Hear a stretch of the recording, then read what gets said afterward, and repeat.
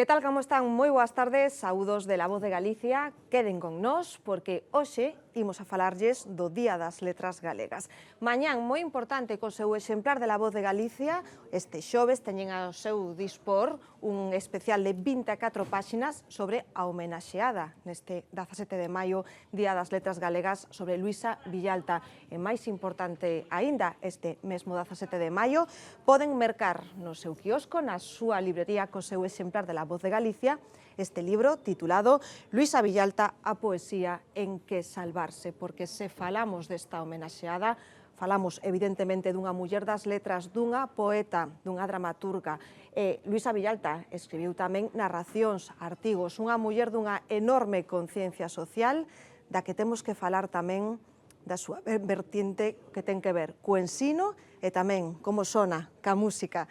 Pilar García Negro, que tal? Moi boas tardes. Moi boas tardes e feliz de acompañarvos nesta celebración tan merecida a Luisa Villalta. Igualmente, Pilar, profesora da Universidade da Coruña, escritora amiga personal, ademais, de Luisa Villalta, que nos deixou xa hai 20 anos. Víctor Freixanes, presidente da Real Academia Galega. Boas tardes. Hola, boas tardes. E, por suposto, autora de Luisa Villalta, a poesía en que salvarse, a nosa compañeira Sara Pérez, que tal? Moi boas tardes. Bueno, entendo que estamos a pique xa de lanzar, como lles decíamos, o 17 de maio está a súa disposición este libro, pero Sara, contanos un pouco, como autora, que imos atopar neste libro? Pois neste libro que presentamos hai un repaso da vida e obra de Luisa Villalta, non? Unha artista multixenérica que tanto escribe poesía, como ensaio, como narrativa, como teatro, e como que toca o violino no máis alto nivel.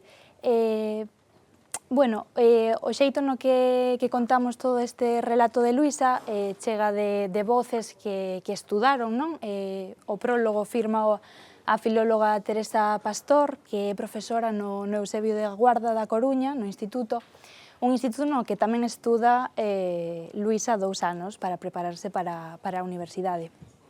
Tamén de voces expertas que a coñecen, que trataron con ela, como pode ser María Pilar García Negro, Marga Doval, Mercedes Queixas, Miguel Mato, Teresa Seara. Tamén acompañándonos un pouco dese relato dos exalumnos de Luisa, esa faceta de vocación, de docente que tiña ela, Fernando, a ver se remendo os nomes, Fernando, Xavi e Monse, contanos un pouco como era esa Luisa profesora, non? E logo tamén temos a sorte de que unha persoa que coñeceu moi ben a Luisa, de que estivo con ela dende que naceu, que é a súa irmá Susana, pois nos escribe unha carta ao final do libro no que, manda unha mensaxe á súa irmá Luisa. Que se me entenda, a verdade é que é un libro moi claro, moi entretido, no que che queda a figura da autora, achegarse a Luisa Villalta e achegarse a un auténtico universo, pero entendo que hubo algo da tua investigación como xornalista de achegarte a esa trayectoria que che marcaría ou che sorprendería, non? Bueno, sorprendeume esa sensibilidade, ese compromiso que tiña Luisa, pois coa súa familia, cos seus amigos, cos seus alumnos, coa música, coas súas palabras, ese xeito de loitar contra o que estaba mal, o que ela entendía que estaba mal, esa forma, ese pensamento crítico que ela único, que tamén intentou trasladar aos seus alumnos, non? Os seus alumnos de que pensasen, de que tivesen un pensamento. Pero sí, en realidade, ese compromiso, esa sensibilidade, esa fouteza por loitar polo que estaba mal, por dar esa voz, por tomar parte. E que pensas que o que máis lles vai a sorprender, que van a descubrir os lectores da Voz? Bueno, van a descubrir a unha persoa moi coherente, que descobre o idioma e a cultura galegas e todo ese camiño que fai ela, que é para intentar defendela, para intentar darlle un nome. Van a descubrir a unha artista multixenérica que tanto está cómoda escribindo poesía como ensaio, como unha obra de teatro, e tamén unha loitadora.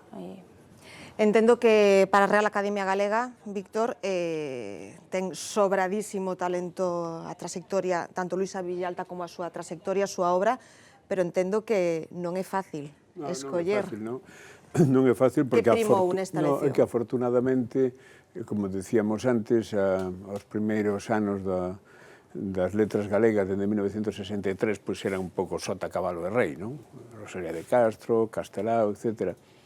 E agora pois hai unhas propostas variadísimas, ademais que veñen da base social, que a nós é o que nos interesa, que o país se implique na significación dunha festa que ten moito de festa e ten moito de reivindicación, non?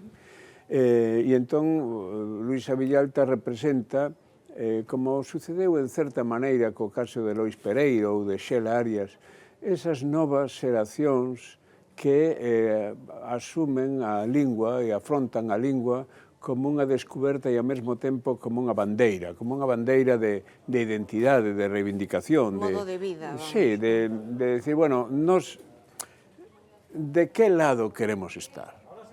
E que queremos ser de maiores, digámoslo así. E entón, co talento de todos eles, e cada un dende a súa especialidade, o caso de Luisa Villalta, que é unha personalidade moi plural, como seguramente se recolle no libro, e demais que toca moi diferentes paus, pero con moitísima calidade, non? É unha das descobertas de moitos de nós foi a forza da súa poesía, pero a mí o que máis me deslumbrou dela, decía o antes, é o ensaio, o pensamento. É dicir, a parte, por exemplo, o ensaio que ten alrededor da figura o Don Jaime de Cunqueiro, por exemplo, ou a relación que ten entre a música e a poesía, ese ver dunha... Porque un creador é sobre todo aquel que deita unha mirada diferente sobre a realidade, que nos permite a nós descubrir un novo foco que ilumina o escenario. E iso é un pouco a obra literaria de Luisa Villalta.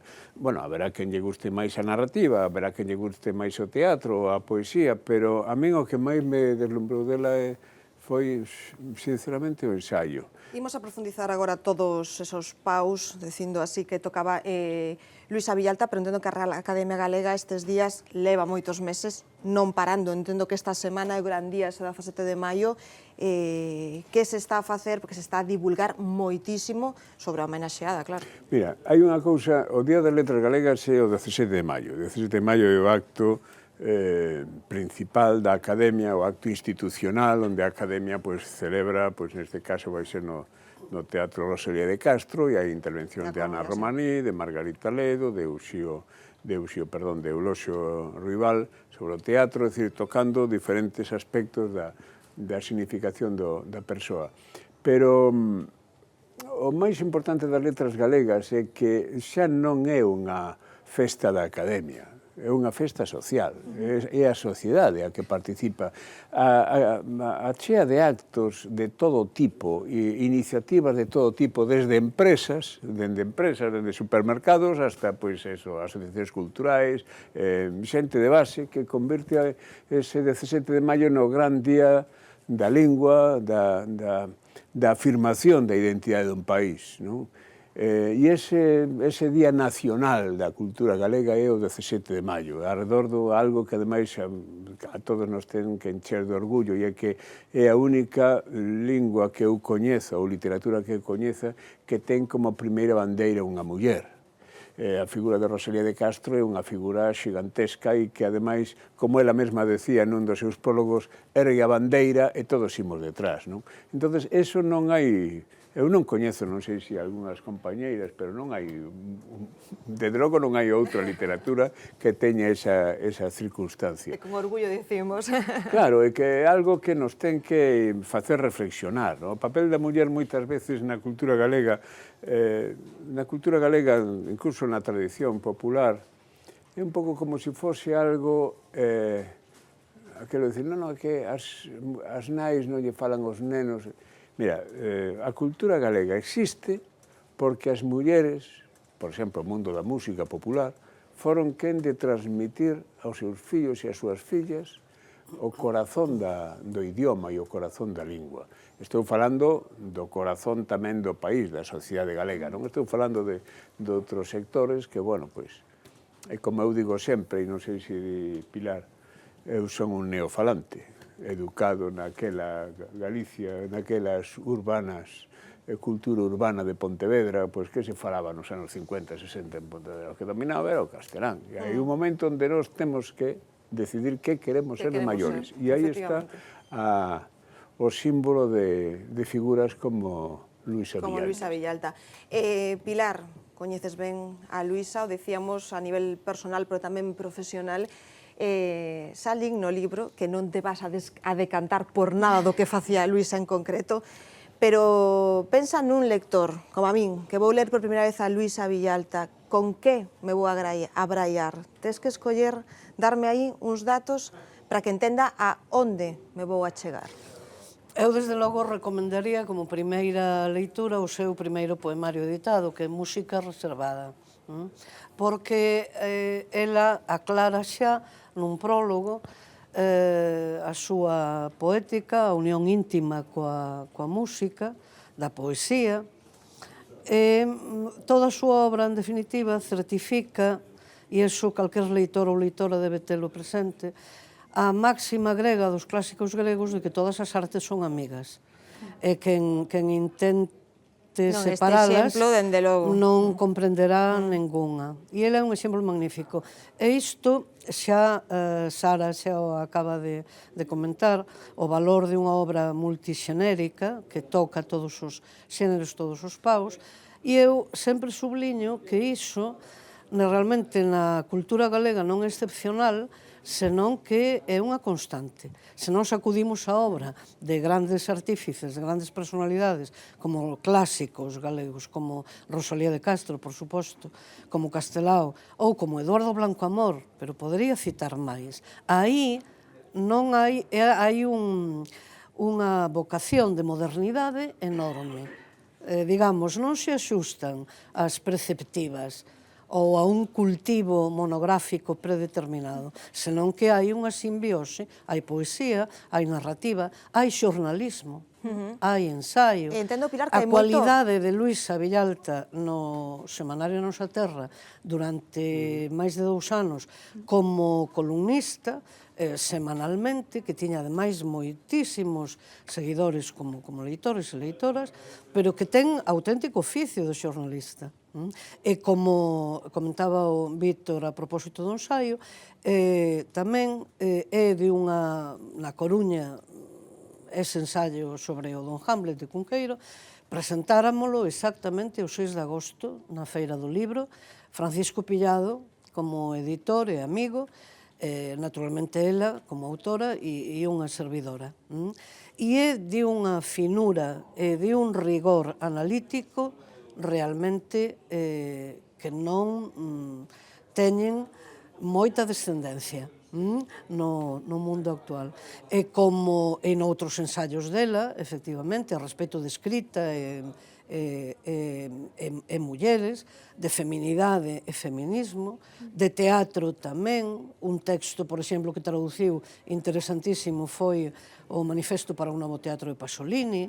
Quer dizer que todo iso ben considerado no seu momento e hoxe, 20 anos despois do seu falecemento, comunica unha fotografía da cultura galega moito máis rica, máis densa, máis variada do que estamos tantas veces afeitos a coñecer ou mesmo a transmitir. Perdeu o mundo das letras a Luisa Villalta moi nova, con só 46 anos. Exactamente, Non sei se é correcto 46. decir, Pilar, bueno, todos os compañeros e convidados nesta mesa, que a súa produción durou 20 anos, pero que foi... estritamente 15, pero vamos, 20. Pero é moi extensa, Sí, non porque é moi extensa. música, o sí, primeiro libro publicado dela, libro non, folleto realmente, pero que claro, é teatro, foi o que, debido a Francisco Pillado, que a instou a converter en monólogo teatral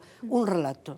Entón, o relato era Concerto para un home só, efectivamente, converteu-no e aí aparece nos cadernos da Escola Dramática Galega. Con outras colaboracións dela tamén, de Carlos Paulo Martínez Pereiro, por exemplo, de Paulino Pereiro, por suposto. E despois o primeiro volume poético, o primeiro poemario, foi, como dixen, Música Reservada, publicado por Edicións do Castro, en 1991. Mais esta sección, a que dá título ao libro, é de 1987. Así que estamos nos 30 anos dela, e estamos a falar, por tanto, deso, entre 15, 18, 20 Unha das cousas anos que de transmite produción tanto continuada. Sara nesta obra, Luisa Villalta, a poesía en que salvarse, como todos os amigos colaboradores que se achegaron a escribir sobre Luisa Villalta, é que queda a obra aínda inédita. Sí. Isto é certo? Na Universidade da Coruña, a profesora Carme Fernández Pérez San Julián descubriu no arquivo Pillado Maior, en cuxo acto de doazón interveu como oradora Luisa Villalta, en 1996, témolo na Facultade de Filoloxía. Entón, esta profesora que citei encontrou dous mecanoscritos, dous orixinais, de unha obra de teatro nunca publicada, Os Pasos Contados. E, en fin, pois, claro, inmediatamente as xestións que fixemos de contado foi pois tratar de publicala, claro, na colección que é, ademais, a máis ampla neste xénero, no teatro, a da Universidade da Coruña. Mas non foi posível porque non obtivemos o permiso preceptivo da familia, pero de todas maneiras hai Alexandrina Fernández Otero e Lino Braxe editaron en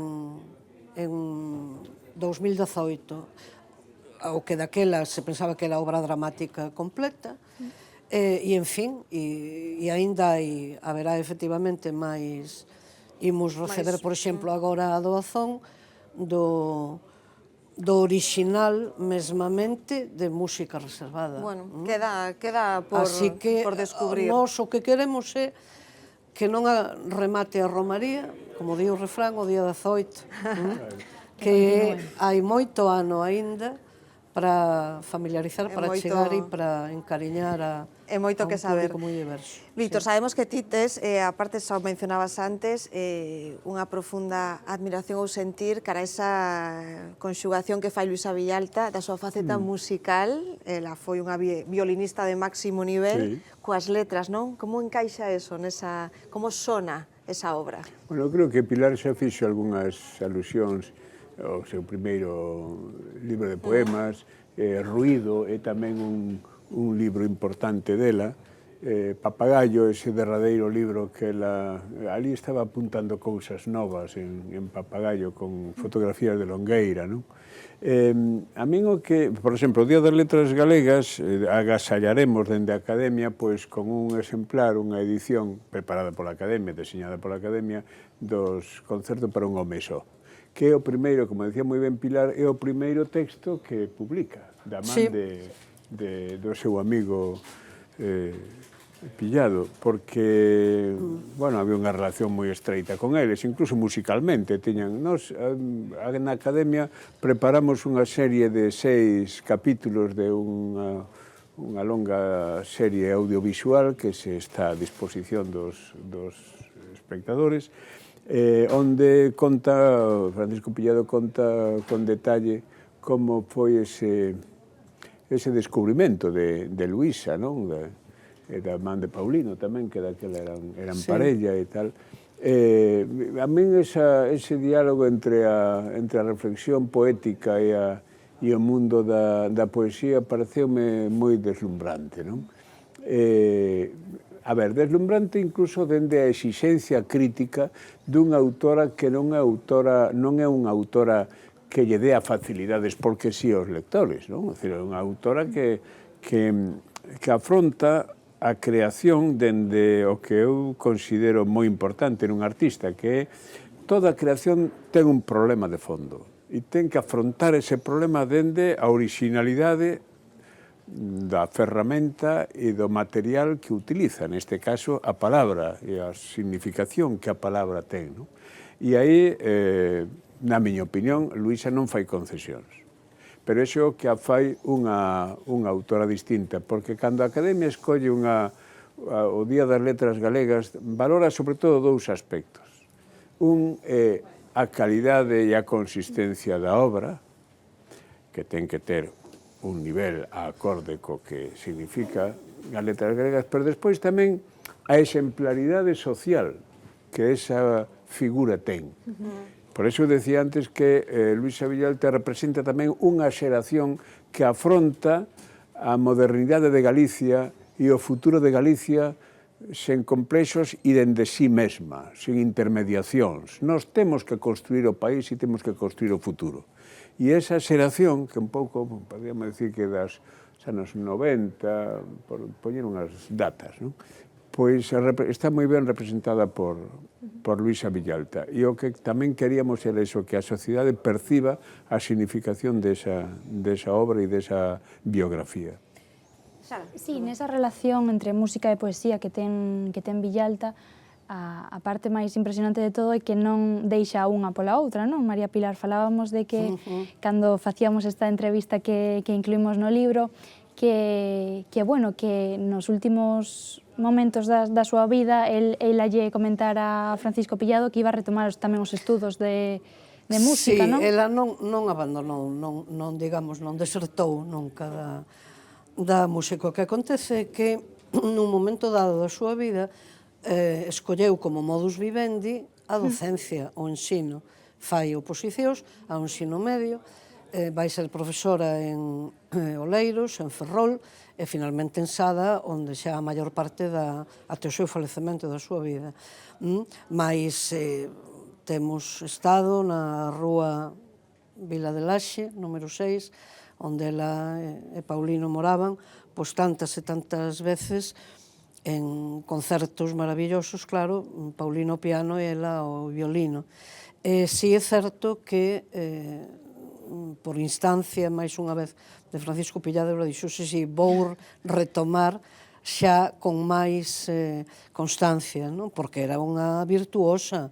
Estamos a falar dunha auténtica profesional, claro, non de unha diletante. Pero ao que é admirável é que xa desde o principio da súa dedicación literaria, con apenas 30 anos, ela está definindo no prólogo de Música Reservada.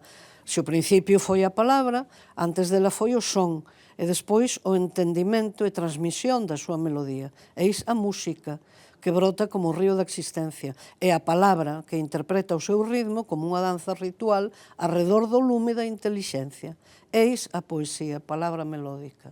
Quer dizer que, claro, aí desfrutamos realmente de un talento extraordinario en dúas artes que son íntimas e que nacen conxuntamente, claro. Por iso sería moi interesante... E os silencios, porque a música tamén son os silencios.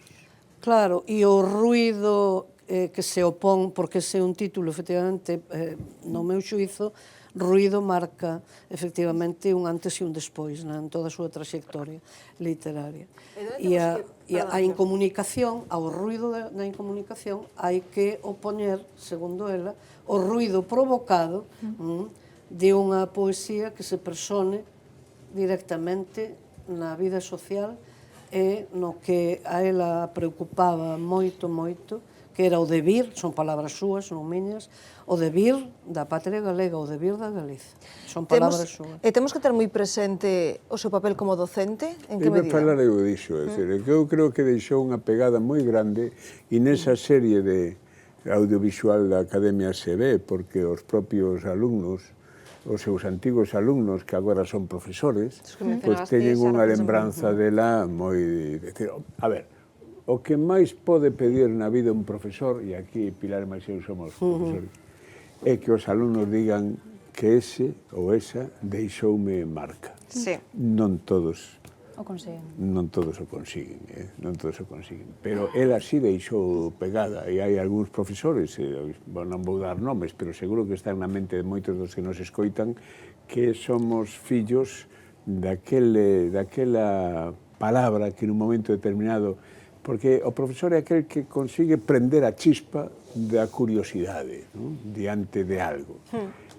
E iso é algo que deixou moi claro Luisa. E, ademais, eu creo que Luisa era moi consciente diso. Por iso ten a pegada que ten, ou deixou a pegada que deixou, nas xeracións e moitas xeracións dos seus alumnos e Sí, alumnas. así cho contaron, non, Sara? Así mo contaron, describíana non como unha profesora ao uso para nada, unha profesora que os enganchaba, que os... Sí, que parecía que non levaba as clases preparadas, parecía De feito, que non levaba as clases preparadas. no especial que publicamos este xoves, que falo cun dos que foron os seus alumnos, e que hoxe é profesor no IES de Sada, pois concedeume o honor de ver un exame de Luisa que mesmo improvisara nunha cafetería 10-15 minutos antes de que fose o exame manuscrito para todos os alumnos.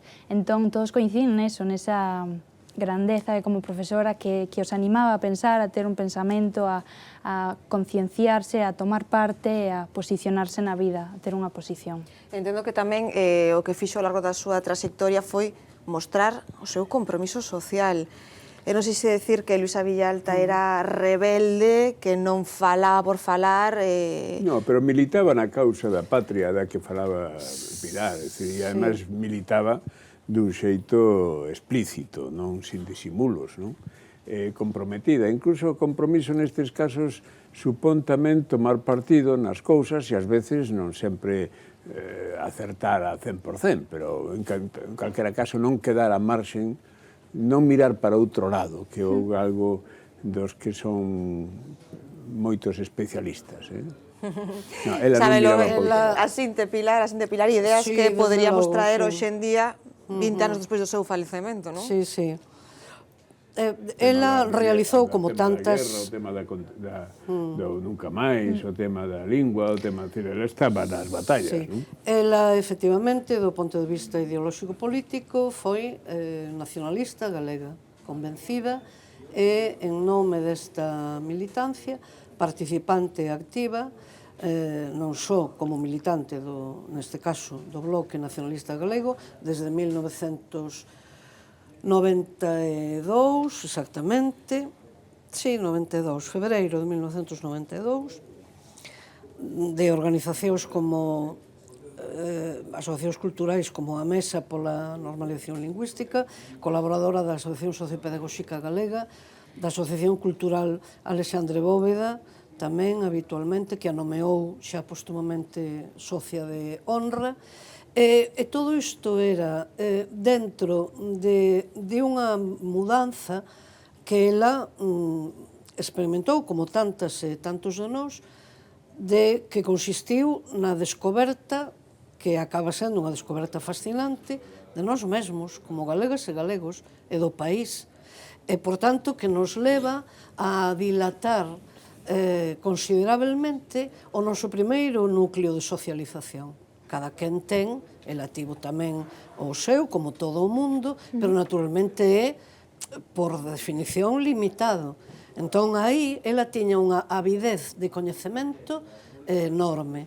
E a propósito, por exemplo, que mencionaba Gladys, a importancia da práctica docente, eu ratifico, corroboro esa súa vocación e ese seu afán. E, ademais, con un carácter grande de innovación. Eu recordo conversas con ela, onde e aí estábamos de acordo plenamente, en como deberíamos facer, e fixémolo, de feito, en algunha ocasión, exames non pedindo respostas, senón pedindo preguntas. Entón, era inverter un pouco, antes de cerrar unha noción determinada, ben, imos poñer sobre a mesa moi a galega, moi ao tópico, moi seguindo o tópico que se nos atribúe de responder con a pregunta. Puximos poñer preguntas e sobre iso facemos. E ela tiña un interese enorme e alumnos que foron dela como Rubén Anido ou como Daniel Calvete así o certifican. Ao final todo isto é un círculo no que penso, non sei se estades de acordo, que non podemos olvidar a Coruña de Luisa Villalta, dis no libro Cidade Mayúscula, non? Para ela era a súa cidade. E obxecto tamén de descoberta.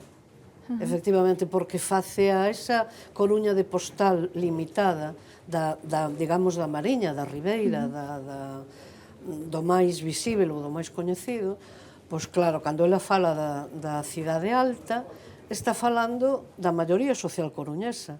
A cidade alta é a dos bairros da Coruña, quer dizer, que hai moita máis Coruña da que da máis aparencial ou da máis visível. Esa E para Coruña- iso foi unha descoberta tamén. Esa Coruña está en concreto, non? Sí. E está en Papagaio. Exactamente. Papagaio é unha obra, para min, impresionante. Deixoume Sí, que unha obra moi valente, non? Non, mas tamén é unha obra de diálogo entre as artes, das que falaba antes Pilar, non? De a fotografía de Longueira dialoga moi ben co texto de Luisa, non? E é un libro, además, que se presta a unha edición fermosa, Sí. non? E conectado, ademais, a unha conxuntura que podemos lembrar aínda perfectamente, claro, de especulación inmobiliaria na Coruña e do que supuxo, claro, de destrucción irredenta ou irreversible pois, de todo un bairro. Afortunadamente, hai versos dela promovidos pola Asociación Alexandre Bóveda que figuran hoxe, que se poden ler tamén na praza que sustituiu toda aquela zona. Non? Falábamos antes con Pilar, falaba tamén Sara do feito de que haxa obra inédita. Non sei se falta investigación e divulgación sobre esta figura literaria, Víctor, solo divulgación, ti como ves despois desta Pois experiencia? seguramente sí, de todos modos na Academia, ademais do Día das Letras Galegas, temos algo que son os simposios que ao final do ano intentan recoller, facer unha reflexión máis de carácter académico-científico sobre a obra e a significación plural da figura que se dedica ao Día das Letras. Eso será en torno ao mes de novembro aproximadamente. Recóllense en traballos ensayísticos, en traballos interpretativos, traballos de, incluso en algúns casos, que nos permitan levantar algunha información de inéditos que poida existir e que dá un corpus que sirve de base para que o Día das Letras non sea só unha celebración, sino tamén un espazo de reflexión e de coñecemento alrededor da significación da figura a que lle dedicamos o 17 de maio. Falta divulgar, non, Pilar? Sí, eu fago votos, desde logo, para que Luís E. Villalta sexa a súa obra, claro, e toda a súa carga de innovación e de rigor e de densidade sexa obxecto do máximo tratamento académico, porque aí aínda temos coxeira. Por exemplo, na poesía, esta antoloxía que prepararon Eva Veiga e Pilar Pallarés, titulada moi afortunadamente cun verso dela, Así vou eu, formando parte. Contén 2 estudos magníficos sobre a súa poesía. O teatro está tamén ben analizado por parte de Alexandrina Fernández Otero e Lino Braxe.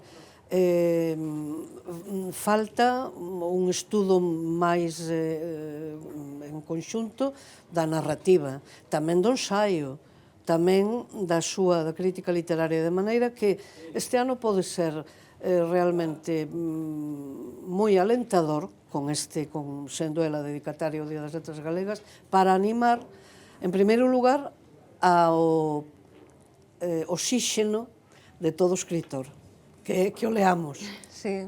obviamente, pero tamén no aspecto, como digo, na dimensión estritamente académica e, desde logo, na divulgativa tamén. Por exemplo, un seu libro titulado As chaves do tempo é magnífico para público estudante adolescente e universitario tamén, mais en concreto para ese tramo de ensino obrigatorio. Ti tamén tes esa sensación, non, Sara? Claro, porque compón unha fábula, pero que contén toda unha alegoría de defensa, claro, da historia, da especificidade da historia de Galicia. Ademais, un tempo histórico moi así que hai moito aínda, moito do que se pode... Cunha lingua máis moi traballada para viaxar estilísticamente ao ese mundo medieval. Si, esa lingua traballada, dino moitos das persoas que falan aquí, lingua con peso, non? Con peso. Era unha grande coñecedora tamén da tradición clásica galega, de toda a literatura galega, medieval incluída. E obvio mencionouse da reivindicación da nosa lingua. Exactamente. Sí, bueno, eso Xa vai no titular. Vai de seu, que diríamos. Xa vai no gordo. Pilar, Víctor e Sara, un placer. A verdade é que a vos, figura de moitas Luisa Villalta é como homenaxeada nesta 17 de maio, Día das Letras Galegas, que como dio o presidente da Academia é os 365 días do ano, pero esa data especial adicada este ano a Luisa Villalta. Moitísimas gracias. Noraboa, Sara, por este Gracias. traballo. E Recorden, parabéns á autora do... Moitas grazas. por do suposto, dende traballo. logo, xa o saben, hai que achegarse á obra de Luisa Villalta, a súa figura. Mañán, xoves, teñen coa Voz de Galicia un especial de 24 páxinas, un adianto, como decimos, Note ben. e o da 7 de maio, a súa disposición, este Luisa Villalta, a poesía en que salvarse, a nosa compañeira Sara Pérez Peral. Grazas, como sempre, por seguirnos. Vémonos moi pronto.